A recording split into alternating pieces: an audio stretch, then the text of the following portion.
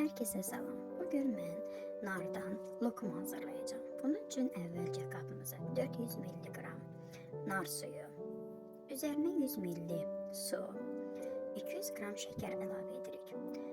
400 ml nar suyuna 8 xörək qaşığı nişasta əlavə edirik.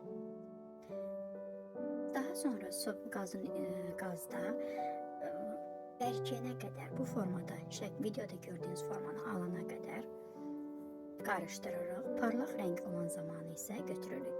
Belə bir qaba içinə su alıb, yaxalayıb, qaytarırıq ki, lokumu dökən zaman oraya yapışmasın. Lokumu döküb, üzərini sığallayırıq.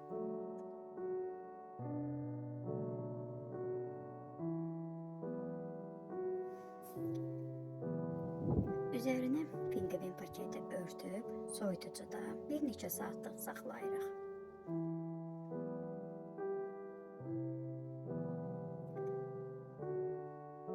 Daha sonra isə belə bir taxtanın üzərinə şəkər kirşanı və yaxud da mən kokos qırıntıları tökdüm.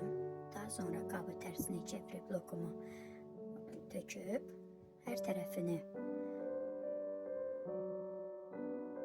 kokoslayıram. İstədiyim formada kəsirəm.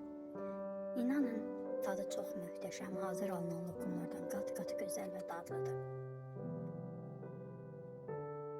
Bura qədər izləmişsinizsə, like etməyi, abunə olmağı unutmayaq.